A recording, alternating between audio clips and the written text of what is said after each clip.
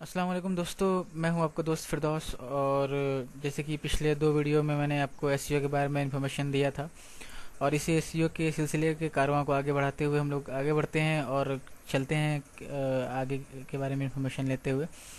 पिछले दो वीडियो में मैंने आपको एसईओ के बारे में इन्फॉर्मेशन दिया था, बेसिक इन्फॉर्मेशन दिया था कि एसईओ क्या होता है, क्यों करते हैं, रिक्वायरमेंट्स क्या होती है।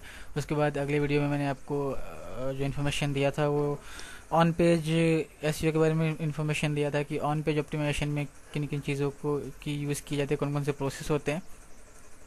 तो इन सभी के बारे में दो वीडियो में हम लोग डिस्कस कर चुके हैं। ये तीसरी वीडियो मैं आप लोगों के सामने अपलोड करने जा रहा हूँ। इसमें आपको थोड़ा सा और इन्फॉर्मेशन देंगे और दूंगा मैं कि एसईओ के ऑन पेज में टेक्निकली क्या क्या चीज़ें होती हैं, ताकि आपको बेहतर तरीके से समझ में आ जाए कि टेक्निकल कौन कौन सी चीज़ें होती हैं। और उसका एक फॉर्मेट भी आपको दिखाऊंगा मैं। दोस्तों शुरू करते हैं एसईओ ऑन पेज में जो मैंने आपको बताया था। देखिए आपके सामने एक ये डॉक दिख रहा है। एक नोटपैड मैंने ओपन किया है और नोटपैड में मैं आपको एक इन्फॉर्मेशन दे रहा हूँ इसके बारे में। दोस्तों कोई भी वेबसाइट जब हम लोग शुरू करते हैं एसईओ करने के लिए, तो हमारे पास अगर कोई वेबसाइट आ रही है, जब हम लोग इनिशियली क्या करें, आपके जहन में ज़रूर ख्याल आ रहा होगा कि इतना तो बता दिए, बट जब वेबसाइट हमारे पास आए तो हम सबसे पहले क्या करें। तो दोस्तों देखिए इसके बारे में इन्फॉर्मेशन देना चाहूँगा आपको कि जब सबसे पहले जो वेबसाइट आती है तो हम लोग उस वेबसाइट को पहले स्टडी करते हैं। उस वेबसाइट को अच्छे से रीड करते हैं, स्टडी करते हैं, पढ़ते हैं, उससे समझते हैं, उसको एक एनालिसिस करते हैं वेबसाइट को, वेबसाइट पे कि एग्जैक्टली ये वेबसाइट किस चीज़ से रिलेट करती है, इस वेबसाइट की कैटेगरी कौन सी है, वेबसाइट पे की इन्फॉर्मेशन कौन कौन सी इन्फॉर्मेशन दे रहा है, वेबसाइट की सर्विसेज कौन कौन सी है, मीन्स पर्टिकुलर वेबसाइट क्या सर्विस दे रहा है लोगों को, क्या इन्फॉर्मेशन दे रहा है लोगों को। उसकी प्रॉपर कैटेगरी हम लोग डिसाइड करते हैं, सर्विसेज को पढ़ते हैं, हम लोग समझते हैं पूरी वेबसाइट को। उसके बाद जो पूरी वेबसाइट समझने के बाद फिर हम लोग आगे की और कदम बढ़ाते हैं और फिर कीवर्ड एनालिसिस करते हैं। कीवर्ड एनालिसिस क्या होता है दोस्तों, मैंने आपको बता चुका हूँ फर्स्ट पिछले वीडियो में। फिर भी आपको एक दोहरा देना चाहूँगा कि कीवर्ड एनालिसिस हम लोग करते हैं जो कि हमारे वेबसाइट के कैटेगरी से रिलेटेड रहता है। हमारी जो वेबसाइट जो सर्विस हमें अवेलेबल करवा रही है, जो सर्विस जो दे रही है, जो इन्फॉर्मेशन दे रही है, उससे रिलेटेड हम लोग कीवर्ड्स जो है कि सर्च करते हैं, एनालाइज करते हैं, कीवर्ड एनालिसिस करते हैं। कुछ अच्छे प्रॉपर और बेहतरीन कीवर्ड्स ढूंढते हैं हम लोग गूगल एडवर्ड कीवर्ड टूल्स के सहारे, उसकी हेल्प से, जिस पे अच्छा खासा ट्रैफिक हो, अच्छा खासा जो कीवर्ड्स ट्रेंड में हो अभी। तो ऐसे कीवर्ड्स हम लोग ढूंढते हैं। गूगल के एक बहुत ही बेहतरीन टूल है कीवर्ड टूल एडवर्ड्स के जानिब से, जो कि हम लोग यूज़ करते हैं कीवर्ड सर्च करने के लिए। उसके बारे में भी मैं आपको एक स्पेशल वीडियो बना के डिस्ट्रीब्यूट करूँगा इन फ्यूचर, कि गूगल में कीवर्ड कैसे हम लोग छांटते हैं, कैसे कीवर्ड डिसाइड करते हैं।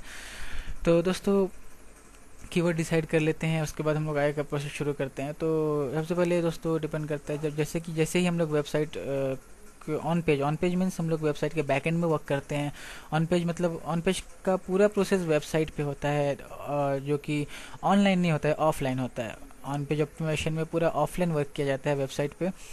वेबसाइट के बैक एंड में, उसके कोडिंग में जो हम लोग चेंजेस करते हैं, उसे ऑन पेज ऑप्टिमाइजेशन कहा जाता है।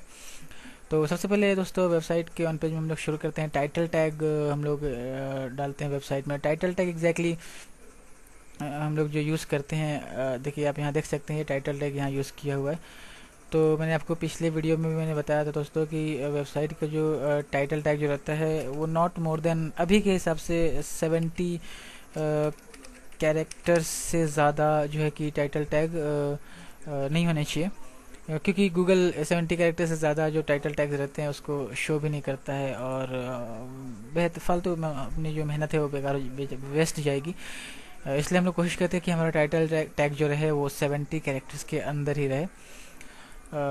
एक और बात हम लोग जो ख्याल में रखना है टाइटल टैग हम लोग ऑप्टिमाइज़ करते वक्त, कि हमारे टाइटल टैग्स में हम लोग कोशिश करते हैं कि हम उन सभी कीवर्ड्स को इंक्लूड्स कर सकें जो कि हमारे प्राइमरी कीवर्ड्स रहते हैं। जिन कीवर्ड्स पे हम अपनी वेबसाइट को, जिन इम्पॉर्टेंट कीवर्ड्स पे हम अपनी वेबसाइट को ऑप्टिमाइज़ करना चाहते हैं, उन कीवर्ड्स को हम लोग इंक्लूड करते हैं इन टाइटल टैग्स में, जो कि 70 कैरेक्टर्स से ऊपर नहीं रहना चाहिए। और 70 कैरेक्टर्स में ही हम लोग एक, और ऐसा भी ना हो कि हम लोग सिर्फ कीवर्ड्स डाल दिए। कीवर्ड्स इंक्लूड्स करें, बट एक जो टाइटल टैग रहे वो एक मतलब डिस्क्राइब कर सके हमारे वेबसाइट को एग्जैक्टली कि हमारी वेबसाइट किस चीज़ से रिलेटेड है, हमारी जो जो पेज पर्टिकुलर पेज है वो किस चीज़ से रिलेटेड है। तो ऐसे एक डिस्क्रिप्टिव कीवर्ड सॉरी टाइटल हम लोग बनाएंगे और जिसमें हम लोग कोशिश करेंगे कि हमारी जो कीवर्ड्स है वो इंक्लूड्स हो जाए। आगे बढ़ते हैं दोस्तों। टाइटल टैग के बाद हम लोग जो आगे बढ़ेंगे उसमें कुछ मेटा टैग्स आते हैं। मेटा टैग्स जो वो रहता है दोस्तों जो कि यूज़र नहीं देख पाते हैं। मेटा टैग्स खासकर सर्च इंजन्स के लिए बनाया जाता है और मेटा टैग्स में हम लोग जो जो भी इन्फॉर्मेशन हम लोग फीड करते हैं वो सर्च इंजन्स के लिए रहता है। तो मेटा टैग्स में सबसे पहले जो टैग आता है वो रहेगा डिस्क्रिप्शन टैग हम लोग यूज़ करते हैं। मेटा डिस्क्रिप्शन का फॉर्मेट आप देख लीजिए। ब्रैकेट स्टार्ट होगा, meta name equal to then description then content equal to, ये फॉर्मेट मैंने आपको पहले भी बता चुका था एक वीडियो में। तो हम लोग मेटा डिस्क्रिप्शन जो कि हम लिखते हैं कोशिश करते हैं 160 कैरेक्टर्स तक मेटा डिस्क्रिप्शन को हम लोग क्लोज कर दें। तो ये मेटा डिस्क्रिप्शन भी दोस्तों हमारे जो ऐसे रहने चाहिए जो कि हमारे वेबसाइट के पेजेस को डिस्क्राइब कर सके, हमारे वेबसाइट के सर्विसेज को डिस्क्राइब कर सके। जिस पर्टिकुलर पेज में हम लोग जो डिस्क्रिप्शन डाल रहे हैं उस पर्टिकुलर पेज में जो इन्फॉर्मेशन दे रहे हैं, जो सर्विस दिया जा रहा है उसके बारे में हम लोग एक शॉर्ट डिस्क्रिप्शन जो है कि हम लोग डिस्क्रिप्शन टैग में डालते हैं। इसमें भी हम लोग कोशिश करते हैं कि हमारे कीवर्ड्स जो है, जो कीवर्ड्स हमने टाइटल टैग में यूज़ किए हैं वो कीवर्ड्स इसमें भी हम लोग यूज़ कर लें। और इसके अलावा भी कुछ कीवर्ड्स हम लोग अगर इंक्लूड कर सके तो बहुत ही बेहतर रहेगा हमारे लिए। तो ये हो गया हमारा डिस्क्रिप्शन टैग जो है कि हम लोग यूज़ करेंगे। आगे बढ़ते हैं। अगला जो फॉर्मेट जो मेरा रहता है वो कीवर्ड्स रहते हैं। हम लोग यहाँ पे कीवर्ड्स मेटा कीवर्ड्स में हम लोग अपने जो इंपॉर्टेंट कीवर्ड्स है, जिन कीवर्ड्स पे हम लोग ऑप्टिमाइज़ करना चाह रहे हैं अपने वेबसाइट को, वैसे कीवर्ड्स हम लोग इसमें इंक्लूड्स करते हैं। तो मेटा नेम कीवर्ड्स रहेगा, कंटेंट में हमारे पूरे कीवर्ड्स रहेगा। कोशिश करेंगे हम लोग कि नॉट मोर देन 11 या 12 कीवर्ड से ज़्यादा हम लोग इंक्लूड ना करें, वरना कोई ख़ास फ़ायदा नहीं होता है। तो इसलिए हम लोग 14 से मिनिमम 12 से 13 या 14 हार्डली कीवर्ड्स हम लोग इंक्लूड्स करेंगे इसमें। वो कीवर्ड्स हम लोग यहाँ डालते हैं जो कि हमने एनालाइज़ किया है, जो हमारे वेबसाइट को हम लोग टारगेट किए हैं। तो वैसे कीवर्ड्स को हम लोग यहाँ पे 1 बाय 1 कीवर्ड्स हम लोग यूज़ करते हैं। जैसे कि देखिए शिपिंग सप्लायर्स, फिर कॉमा देते हैं, फिर अगला कीवर्ड्स यूज़ करते हैं, फिर कॉमा देते हैं, फिर अगला कीवर्ड्स यूज़ करते हैं। इस तरह हमारे जितने भी कीवर्ड्स हैं हम लोग यहाँ पे इंक्लूड्स कर देते हैं। ये हो गया हमारा मेटा कीवर्ड्स का फॉर्मेट कंप्लीट हो गया और ये ब्रैकेट क्लोज कर देते हैं। तो ये टाइटल टैग हमारा हो गया। आपने फॉर्मेट देखे, टाइटल के अंदर जो रहा वो टाइटल क्लोज हो गया। फिर उसके बाद मेटा डिस्क्रिप्शन आ गया। मेटा डिस्क्रिप्शन में हम लोगों ने यूज़ कर लिए डिस्क्रिप्शन को। उसके बाद इन मेटा कीवर्ड्स में हमारे बेहतरीन जो कीवर्ड्स हैं जिसके लिए हम लोग ऑप्टिमाइज़ करना चाहते हैं वो कीवर्ड इंक्लूड्स कर लिए। आगे बढ़ते हैं। देन उसके बाद ये एक मेटा रोबोट्स होता है दोस्तों, जो कि एक खासकर वेबसाइट के जो सर्च इंजन्स के जो क्रॉलर्स रहते हैं, जो रोबोट्स रहते हैं, जो स्पाइडर रहते हैं, उनको उनके लिए एक इन्फॉर्मेशन रहता है। एक हम लोग जो है कि वे डिफाइन करते हैं कि उन्हें क्या करना है क्या नहीं करना है। तो ये जो इंडेक्स और फॉलो आप जो देख रहे हैं, मेटा नेम रोबोट्स और इंडेक्स फॉलो, ये डिफ़ॉल्ट रहता है। अगर हम लोग ये चीज़ यहाँ यूज़ ना करें तो भी ये वर्क करेगा डिफ़ॉल्ट। बट ये चीज़ एग्जैक्टली तब यूज़ किया जाता है कि सपोज़ कोई वेबसाइट के पेज को हम लोग गूगल के डेटाबेस पे इंडेक्स अगर ना करवाना चाहें, तो हम लोग इस रोबोट्स का यूज़ किया जाता है। तो हम लोग उस वक्त यूज़ करेंगे नो इंडेक्स। नो इंडेक्स अगर हम लोग यूज़ कर लेते हैं तो नो इंडेक्स करने के बाद जिस पेज पे हम लोग ये मेटा यूज़ किया है उस पेज के कंटेंट को, उस पेज में जो भी कुछ इन्फॉर्मेशन है उसको गूगल अपने डेटाबेस में इंडेक्स नहीं करेगा। सपोज़ कोई ऐसा चीज़ है जो हम लोग कुछ ऐसे लिंक्स रहते हैं हमारे वेबसाइट पे जो कि किसी और वेबसाइट के रहते हैं, हम लोग चाहते हैं कि उन लिंक्स को गूगल फॉलो ना करे, सिर्फ वो देखे और अपना और कंटिन्यू कर ले, ताकि और उस लिंक पे ना जाए, उस साइट पे ना जाए। तो हम लोग यहाँ पे भी नो फॉलो डाल देंगे। तो गूगल के जो या सर्च इंजन्स के जो रोबोट्स रहेंगे, जो क्रॉलर्स रहते हैं, स्पाइडर रहते हैं, वो फिर इन चीज़ को, फिर वो ऐसे लिंक्स को फॉलो नहीं करते हैं। सपोज़ अगर ये हम लोग यूज़ ना किए तो वो इंडेक्स भी करेगा और उसको फॉलो भी करेगा। कभी कभी हो सकता है कि हम लोग इंडेक्स करना चाहते हैं बट कोई लिंक्स को फॉलो ना करना चाहें, तो हम लोग यहाँ पे लिख सकते हैं इंडेक्स बट नो फॉलो, या कभी नो इंडेक्स कराना चाहें तो नो इंडेक्स। तो ये एक प्रॉपर फॉर्मेट रहता है। अगर आपको डिफ़ॉल्ट वैल्यू छोड़ना है, अगर इंडेक्स भी करना चाहते हैं अपने साइट को और फॉलो भी कराना चाहते हैं, तो इसको अगर हम लोग यूज़ ना किए तो भी कोई ख़ास फ़र्क नहीं पड़ता है। ख़ास फ़र्क मीन्स फ़र्क नहीं पड़ता है, अगर हम लोग यूज़ ना किए तो भी कोई फ़र्क नहीं पड़ेगा। ये डिफ़ॉल्ट रहता है, गूगल इंडेक्स करता ही है और फॉलो भी करता है। या अलग जो भी सर्च इंजिन हैं वो भी फॉलो करते हैं। आगे बढ़ते हैं दोस्तों। मेटा नेम ऑथर आता है। ऑथर मीन्स वो होगा कि जो पर्टिकुलर जो पेज है इसका ऑथर कौन है, उसमें हम लोग उसके बारे में इन्फॉर्मेशन दे देते हैं छोटा सा, कि इस पेज का ऑथर जो है, इस साइट का ऑथर जो है वो ये पर्टिकुलर पर्सन है, या पर्टिकुलर वेबसाइट है, या पर्टिकुलर जो भी नाम हम लोग यहाँ इंक्लूड करना चाहें इंक्लूड कर सकते हैं। तो ये हो गया एक नॉर्मल जो हम लोग मेटा टैग्स यूज़ करते हैं अपने वेबसाइट के बैकएंड में। तो उसका इन्फॉर्मेशन मैंने आपको दे दिया। इतनी चीज़ें जो है कि एसईओ करने से पहले हम लोग इंक्लूड्स करते हैं नॉर्मली। इससे भी कुछ एडवांस चीज़ें रहते हैं जो कि अब जब एसईओ करना शुरू करेंगे तो धीरे धीरे आप उसको भी जान जाएंगे कि और कौन कौन सा मेटा टैग्स यूज़ किया जाता है। बट नॉर्मली ये इतना भी इनफ रहता है किसी भी साइट को ऑप्टिमाइज़ करने के लिए। आगे बढ़ते हैं। जब ये चीज़ें हम लोग अपनी वेबसाइट पर कर लेते हैं तो उसके बाद का जो प्रोसेस होता है उसमें हम लोग H1, H2, H3 tags use करते हैं। मैंने आपको पिछली वीडियो में बताया था कि जो हम लोग कोशिश करते हैं कि हमारे वेबसाइट के जो जितने भी टाइटल्स रहते हैं हम लोग जो यूज़ करते हैं टाइटल, उन टाइटल्स को हम लोग बोल्ड ना करते हुए, स्ट्रॉन्ग ना करते हुए कोशिश करते हैं कि हम उसको H1 टैग में लिखें, H2 टैग्स में लिखें, H3 टैग में लिखें। तो ये हमारे एसईओ के विज़न से बहुत ही बेहतर रहता है। एसईओ के लिए अपने हमारे लिए थोड़ा सा ये और बेनिफिशियल हो जाता है। भले ही हम लोग H1 टैग जो है उसको हम लोग H1 टैग को स्टाइल दे के, अगर आपको CSS का नॉलेज है, HTML का नॉलेज है, तो आप उसमें मॉडिफिकेशन कर सकते हैं। नॉर्मली H1 टैग जो रहता है बहुत बड़े दिखने लगते हैं, तो आप चाहें तो उसको H1 टैग को जो है कि आप स्टाइल दे सकते हैं। स्टाइल का जो फॉर्मेट रहता है कुछ इस तरह से रहेगा। स्टाइल दे के आप उसको स्टाइल में हम लोग फॉन्ट साइज़ को है कि वो कम कर सकते हैं।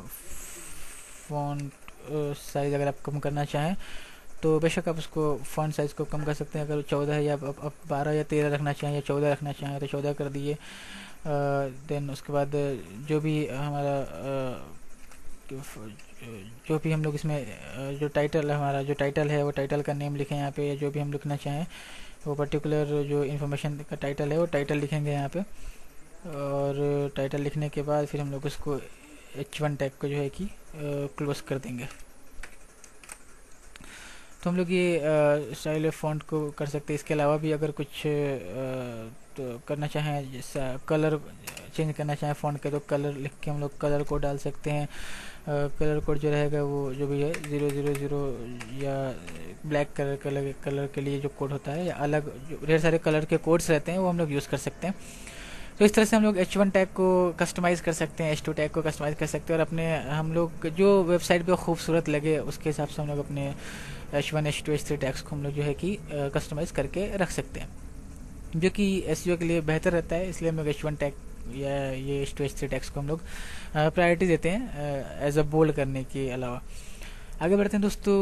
एक किसी भी वेबसाइट को एक बेहतर बनाने के लिए हम लोग कोशिश करते हैं कि हमारे वेबसाइट पे भरपूर कंटेंट हो, और बेहतर कंटेंट हो, यूनिक कंटेंट हो, फ्रेश कंटेंट हो, कहीं से चुराया हुआ ना हो, कहीं से कॉपी किया हुआ ना हो।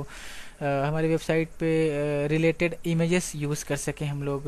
उस जो भी हम लोग इन्फॉर्मेशन दे रहे हैं, जो भी सर्विसेज हम दे रहे हैं, उससे रिलेटेड हम लोग फ़ोटोज़ जो हैं, तस्वीरें जो है हम लोग अपने वेबसाइट पे ज़रूर लगाएं, और उसको डिफ़ाइन करें ऑल टैग में।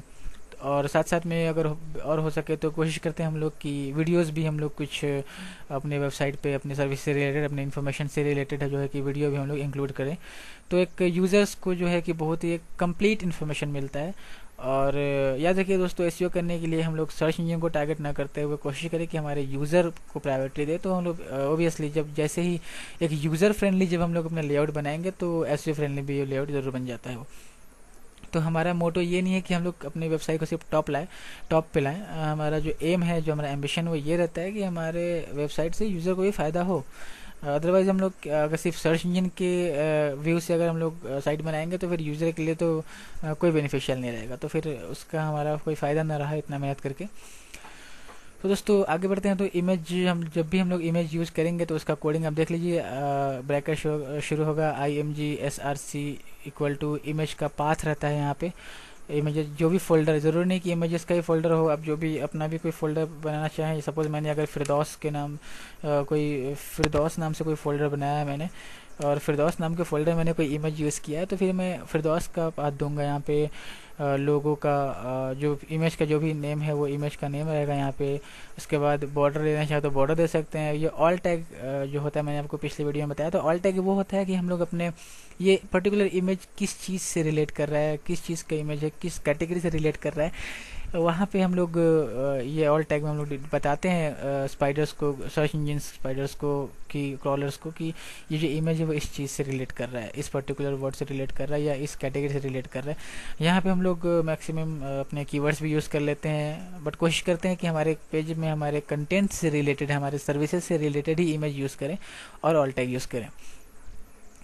आगे बढ़ते हैं। कंटेंट मैंने आपको बता दिया दोस्तों, पहले भी बता चुका हूँ, फिर से बता रहा हूँ कि हमारे एसईओ के जो मेन बेस है वो कंटेंट है। अगर आपका कंटेंट अच्छा नहीं हो तो कितना भी मेहनत कर लीजिए आप, रिजल्ट ज़ीरो ही रहेगा।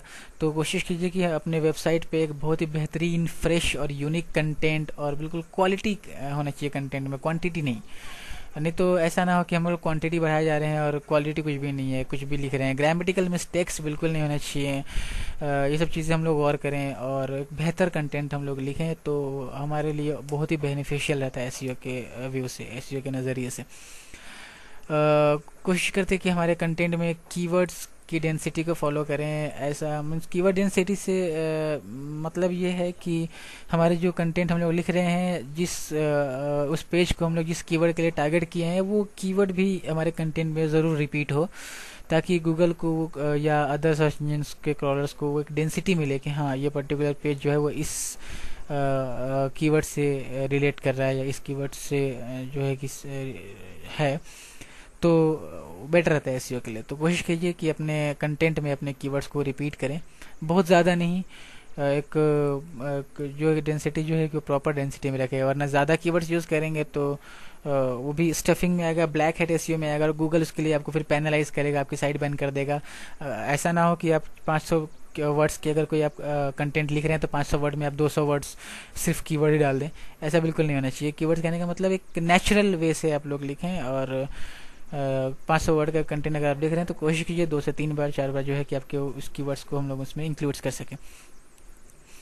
आगे बढ़ते हैं। मीडिया बटन्स मैंने आपको बता दिया दोस्तों। मीडिया बटन्स एग्जैक्टली क्या होता है कि हम लोग अपने कंटेंट को कोशिश करें कि शेयर कर सके, ज़्यादा से ज़्यादा लोगों को पहुंचा सके। तो इसके लिए ढेर सारे मीडिया बटन्स में आते हैं, जैसे कि फेसबुक का शेयर बटन आता है, वो यूज़ कर सकते हैं। ट्विटर के लिए ट्विटर के बटन्स यूज़ कर सकते हैं। देन उसके बाद और भी जो भी सोशल नेटवर्किंग साइट्स है उनके लिए आता है, या फिर हम लोग मेल करने के लिए कुछ बटन्स रहते हैं वो यूज़ कर सकते हैं। तो इस तरह के ढेर सारे जो मीडिया बटन्स रहते हैं जिससे हमारे अपने कंटेंट्स को, अपने वेबसाइट को किसी और एडवर्टीजमेंट कर सकें। तो ऐसे बटन्स ढेर सारे अवेलेबल्स रहते हैं। हम लोग कोशिश करें कि उन बटन्स को हम लोग यूज़ करें अपने वेबसाइट पे, ताकि हमारे कंटेंट अगर किसी को पसंद आए तो वो उसको किसी और जगह रिकमेंड कर सके। और जितना ज़्यादा हमारी वेबसाइट रिकमेंड होगी, जितना ज़्यादा हमारी वेबसाइट फैलेगी, उतना ज़्यादा ट्रैफिक होगा, बढ़ेगा अपनी वेबसाइट पर, और उतना हमारे लिए बेनिफिशियल रहेगा। तो कोशिश कीजिए कि जितने भी सोशल नेटवर्किंग के जो मीडिया बटन्स रहते हैं हम लोग यूज़ कर सकें। इमेजेस मैंने बताया कि इमेजेस भी यूज़ करना है हमें, वीडियोज़ भी यूज़ करने हैं, तो एक बेटर रहता है हम लोगों के लिए। वीडियोस भी रिलेटेड होने चाहिए, बहुत ज़्यादा नहीं होना चाहिए, बहुत बड़ा वीडियो नहीं, ताकि ऐसा ना हो कि 1 घंटा और 2 घंटे की वीडियो हम अपलोड कर दिए। हमें मूवी नहीं दिखाना है, हमारे प्रोडक्ट के बारे में, हमारे सर्विसेज के बारे में इन्फॉर्मेशन देना है। तो कोशिश की 3 से 4 मिनट तक की वीडियो हो, और एक उस वीडियो को हम लोग अपलोड करें अपने वेबसाइट पे, ताकि यूज़र का इंटरेस्ट बढ़े और यूज़र को बेहतर तरीके से समझ में आए कि हम लोग क्या सर्व कर रहे हैं यूज़र के लिए, क्या दे रहे हैं यूज़र को। दोस्तों आगे बढ़ते हैं। एक्सएमएल साइट मैप मैंने आपको पहले भी बताया था कि एक्सएमएल साइट मैप वो होता है जो कि हम लोग सर्च इंजन्स के लिए यूज़ करते हैं। एक्सएमएल साइट मैप का फॉर्मेट मैं आपको दिखा रहा हूँ। ये देखिए एक्सएमएल साइट मैप, ये इस तरह का एक्सएमएल साइट मैप होता है। ये खासकर यूजर्स के लिए नहीं रहता है, ये सर्च इंजन्स के लिए एक्सएमएल फॉर्मेट में बना रहता है। यहाँ पे हम लोग पूरे हमारे वेबसाइट पे जितने भी लिंक्स रहते हैं उन सभी लिंक्स को हम लोग ये साइट मैप में इंडेक्स किया जाता है, इन्फॉर्मेशन दिया जाता है कि हमारे वेबसाइट में ये पर्टिकुलर इतने लिंक्स हैं, और ये हम लोग सबमिट करते हैं सर्च इंजन्स में। तो गूगल या अदर सर्च इंजन्स हैं तो उनको सबमिट करते हैं, तो क्रॉलर्स को ईजी होता है हमारी वेबसाइट को सर्च करने में, क्रॉल करने में और इंडेक्स करने में। तो ये होता है सर्च इंजन्स के लिए। एक HTML साइट मैप होता है, ये भी बहुत ज़रूरी रहता है, वेबसाइट में भी बनाना चाहिए। HTML साइट में किस तरह, इस तरह रहता है, आप देख लीजिए, आपको बता रहा हूँ मैं। इसमें देखिए home, about us, contact, lowest price guarantee. तो इसमें टोटल पेजेस का इन्फॉर्मेशन रहेगा जो कि यूज़र फ्रेंडली रहता है। वो सर्च इंजन फ्रेंडली रहता है XML, ये चीज़ सर्च इंजन फ्रेंडली है और ये चीज़ यूज़र फ्रेंडली है, ताकि यूज़र्स को एक ही पेज से पूरे इन्फॉर्मेशन निकाल सके, कितने पेजेस है, कौन कौन से कैटेगरी हैं। तो ये चीज़ भी बहुत ज़्यादा ज़रूरी होता है अपनी वेबसाइट पे, कि हम लोग कोशिश करें कि इन चीज़ों को हम लोग इंक्लूड कर सके। XML site map, HTML site map बनाएं और इंक्लूड करें। उसके बाद दोस्तों आते नीचे में आते हैं तो फुटर रहता है। फुटर में हम लोग जो है कि जो भी आप यूज़ करना चाहें कर सकते हैं। मैं एक लिंक भी देते हैं हम लोग फुटर में, जो मेन जो इंपॉर्टेंट लिंक्स रहते हैं, जैसे होम हो गया, साइट मैप हो गया, अबाउट अस हो गया, टर्म्स कंडीशन रहे तो वो डाल सकते हैं, प्राइवेसी पॉलिसी रहा वो डाल सकते हैं, कुछ फ्रिक्वेंटली आस्क्ड क्वेश्चंस रहते हैं, FAQs रहते हैं वो डाल सकते हैं, और कॉपीराइट रहता है, जो भी कॉपीराइट है, तो ये सब चीज़ें रहते हैं। तो ये चीज़ हो गया कंप्लीट SEO करने के लिए। इतनी चीज़ें तो बहुत ही ज़्यादा रिक्वायर्ड है। इससे ये चीज़ें अगर ना रहे तो फिर आप लोग SEO का बेनिफिट नहीं ले सकेंगे, SEO का मज़ा नहीं ले पाएंगे। और दोस्तों तो इतने ये सब चीज़ें ज़रूर याद रखें एक SEO करने से पहले। तो अगर आपके जहन में ये सवाल था कि आखिर SEO की शुरुआत कैसे हो, तो ये आपका जवाब है कि इतनी चीज़ें करने के बाद आप SEO ऑन पेज लगभग आप कंप्लीट कर चुके हैं अपनी साइट के लिए। तो आगे की प्रोसेस में हम लोग कदम बढ़ा सकते हैं। और ये पहला जो पहली जो सीढ़ी होती है SEO की, वो पहली सीढ़ी हम लोगों ने पार कर लिया। इतना करने के बाद फिर हम लोग दूसरी सीढ़ी जो ऑफ पेज ऑप्टिमाइजेशन होता है, तो ऑफ पेज ऑप्टिमाइजेशन के लिए हम अपने कदम बढ़ा सकते हैं। दोस्तों हमेशा याद रखिए, ऑफ पेज ऑप्टिमाइजेशन करने के लिए हमारा ऑन पेज बहुत ही स्ट्रांग होना चाहिए। तो बहुत ही ज़्यादा और बहुत ही बेटर और बहुत ही फास्ट रिजल्ट हमको मिलता है SEO के। तो दोस्तों ये हमारा तीसरी वीडियो में मैंने आपको बता दिया है कि बहुत बेहतर तरीके से एक्सप्लेन कर दिया मैंने आपको कि SEO के ऑन पेज में क्या क्या चीज़ें होती है और SEO ऑन पेज में क्या किन किन बातों का ख्याल रखना पड़ता है हमें। तो अगले वीडियो में हम लोग इंशाल्लाह कोशिश करेंगे कि ऑफ पेज के बारे में हम जो है कि हम लोग शुरू करें। ऑफ पेज में डायरेक्टरी सबमिशंस के बारे में, book marking, social book marking क्या होता है, आर्टिकल सबमिशन कैसे करते हैं, देन ब्लॉग कमेंटिंग क्या होता है, ब्लॉग क्रिएशन क्या होता है, फोरम पोस्टिंग क्या होता है, लिंक बिल्डिंग क्या होता है, सभी के बारे में आपको इन्फॉर्मेशन दूंगा आगे के वीडियो में। तो तब तक इस वीडियो को लगभग हम लोग यहीं ख़त्म करते हैं। और इतना आप लोग ज़रूर इसको देखिए और प्रैक्टिस कीजिए और अपने वेबसाइट के किसी भी वेबसाइट को सर्च कीजिए, तो आपको और बेहतर तरीके से समझ में आएगा। दोस्तों सिर्फ ज़रूरी ये नहीं है कि मैं आपको समझा रहा हूँ और आपको वीडियो ट्यूटोरियल दिखा रही हूँ तो आपको SEO आ जाएगा। नहीं, ये गलत फहमी मत रहिएगा। अगर आपको SEO सीखना है तो आपको खुद परफॉर्म करना पड़ेगा, आपको खुद वर्क करना पड़ेगा। और जो एग्जैक्ट जो डिफ़िकल्टीज जो आती है, जो रियल डिफ़िकल्टीज आती है, जब आप खुद करना शुरू करेंगे तभी समझ में आएगा। मैंने जितनी आसानी से मैं आपको बता रहा हूँ उतना आसान नहीं होता है SEO करना। जब हम लोग प्रैक्टिकली करना शुरू करेंगे तब आपको इजीली समझ में आएगा कि हाँ SEO क्या होता है और कैसे कैसे डिफ़िकल्टीज आते हैं। तो आपको जब उन डिफ़िकल्टीज़ को फेस करेंगे, जब उसका सोल्यूशन निकालेंगे, तब आपको बहुत मज़ा आएगा SEO करने में।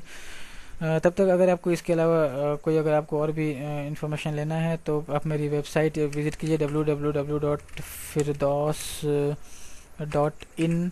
और इसमें अगर आप जाते हैं तो उसके बाद आप वीडियो ट्यूटोरियल में जाके मेरे इसके पहले के जो पार्ट्स अगर आपने मिस किए हैं, मेरे वीडियो के फर्स्ट और सेकंड पार्ट अगर आपने मिस किया है तो उसको आप मेरे वेबसाइट www.firdaus.in पे जाइए और वहाँ पे वीडियो ट्यूटोरियल लिखा होगा है, SEO वीडियो ट्यूटोरियल की लिंक दी हुई है।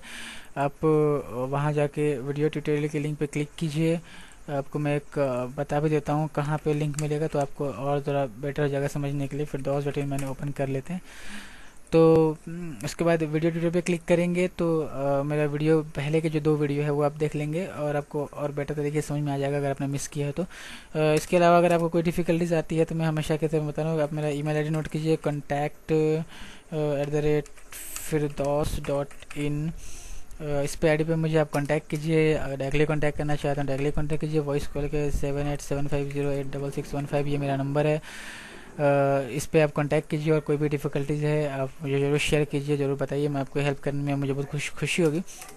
दोस्तों अगर आपको मेरी ट्यूटोरियल्स पसंद आ रहे हैं, मेरी वेबसाइट पसंद आ रही है, तो ज़रूर उसको शेयर कीजिए, अपने दोस्तों को बताइए। और जो भी इन्फॉर्मेशन आप ले रहे हैं, अगर आप चाहते हैं आपके दोस्त को, आपके किसी और लोग को मालूम चले, तो आप उसको ज़रूर शेयर कीजिए। आप मुझे ऐड कर सकते हैं फेसबुक पर। फेसबुक पर ऐड करने के लिए जो मेरा फेसबुक की आईडी है www.facebook.com/www.firdaus.in, ये मेरी पर्सनल प्रोफाइल पेज है जिसमें आप मेरे पर्सनल प्रोफाइल पेज में मुझे ऐड कर सकते हैं। इसके अलावा अगर आप मेरी पेज को फॉलो करना चाहते हैं फेसबुक पे, तो उसका URL है www.firdaus.in/firdaus.me। तो ये जो चीज़ है, ये मेरा फेसबुक का पेज है, आप इसको जो है कि फॉलो कर सकते हैं। ये मेरा प्रोफाइल पेज है जहाँ पे आप मुझे ऐड कर सकते हैं और डायरेक्टली मुझसे कांटेक्ट कर सकते हैं। तो ट्विटर में भी आप मुझे ऐड कीजिए। ट्विटर में ऐड करने के लिए twitter.com/firdaus587, ये मेरा आईडी है ट्विटर का। तो आप ट्विटर पे भी मुझे फॉलो कीजिए, आपको और भी इन्फॉर्मेशन जो है कि वो मिलता रहेगा, और अपडेट जो भी मैं शेयर करूँगा आपको दिखता रहेगा। आप मेरी वीडियो सब्सक्राइब कीजिए। यूट्यूब पे जो है कि जो वीडियो हैं उसे सब्सक्राइब कीजिए, वीडियोस को सब्सक्राइब कीजिए, ताकि जब इन फ्यूचर जब भी मैं कोई वीडियो अपलोड करता हूँ या जो भी एक्टिविटी मैं कर रहा हूँ, तो आप उससे जुड़े रहेंगे। वेबसाइट पे मेरी वेबसाइट पे आप देख सकते हैं, एक देखिए यहाँ आ गया। वेबसाइट पे जो है कि एक ये सब्सक्राइब न्यूज़लेटर है, यहाँ पे आप सब्सक्राइब कीजिए। तो इन फ्यूचर जो भी इन्फॉर्मेशन कभी मैं जो भी शेयर करूँगा आप लोगों के साथ, तो आप सभी को बल्क मिल जाएगा इन्फॉर्मेशन। यहाँ देखिए firdaus.in, जैसे ही आप ओपन करते हैं, यहाँ पे SEO वीडियो ट्यूटोरियल का लिंक है। यहाँ अगर आप क्लिक करते हैं तो जैसे यहाँ पे बाकी टैब पे अगर जैसे ही SEO वीडियो ट्यूटोरियल पे क्लिक करेंगे, तो मेरे जो बाकी के जो 2 वीडियोज़ हैं वो आप इसमें देख सकते हैं। तो बाकी के जो पार्ट्स हैं, पहले के जो 2 पार्ट्स मैंने आपको बताया था, तो आप इसमें जो है कि देख सकते हैं। यहाँ से भी आप सब्सक्राइब कर सकते हैं मुझे, आप ज़रूर सब्सक्राइब कीजिए। अगर आप कनेक्ट करना चाहते हैं, मुझे कनेक्ट रहना चाहते हैं मुझसे, तो ये देखिए सब्सक्राइब बटन यहाँ दिया हुआ है। तो ये सब्सक्राइब बटन पे आप क्लिक करके मुझे यूट्यूब पे सब्सक्राइब कर सकते हैं। यहाँ फॉलो कर सकते हैं, ट्विटर पे फॉलो कर सकते हैं। देन यहाँ पे आप मुझे सब्सक्राइब कर सकते हैं मेरे अपने ईमेल एड्रेस डाल के, ताकि इन फ्यूचर को इन्फॉर्मेशन मैं आपको दूँ तो आपको डायरेक्टली आपके इनबॉक्स में पहुँचे। इसके अलावा भी अगर आपको कोई डिफिकल्टी होती है, तो यहाँ देखिए फॉलो में भी क्लिक करेंगे, तो यहाँ पे जितने भी मेरे पेजेस हैं, आप वहाँ से डायरेक्टली गूगल प्लस पे ऐड कर सकते हैं, ट्विटर पे ऐड कर सकते हैं। यहाँ पे डायरेक्ट लिंक है मेरे। इसके अलावा मुझे अगर आप कोई वॉइस मेल भेजना चाहते हैं, तो यहाँ पे क्लिक करके सेंड मी या वॉइस मेल पे क्लिक करेंगे, तो एक स्टार्ट रिकॉर्डिंग के बटन यहाँ क्लिक करके आप मुझे डायरेक्टली वॉइस मेल भेज सकते हैं। तो इतने सारे ऑप्शन हैं आपके पास मुझसे कनेक्ट रहने के। देखिए यहाँ पे इस पेज में आपके पहले और दूसरे पार्ट के वीडियो आप देख सकते हैं। तीसरा वीडियो मैं अपलोड कर दूंगा अभी, तो तीसरा वीडियो भी दिख जाएगा। ये फेसबुक का पेज है, लाइक करना चाहे तो लाइक कर सकते हैं। अभी शायद सर्वर का कोई इशू है, नेट की वजह से दिख नहीं रहा है पेज यहाँ पे, तो आप यहाँ डायरेक्टली मुझे लाइक कर सकते हैं दोस्तों। तो उम्मीद है अभी तक मैंने जो आपको इन्फॉर्मेशन दिया है आपको ज़रूर पसंद आया होगा, और ज़रूर अगर पसंद आया तो शेयर कीजिए। और अगर कोई डिफ़िकल्टीज़ है, कोई क्वेरीज़ हैं, कोई डाउट्स हैं, तो ज़रूर मुझे कॉन्टैक्ट करके क्लियर कीजिए। मुझे बहुत खुशी होगी आप लोगों की हेल्प करने में। तब तक के लिए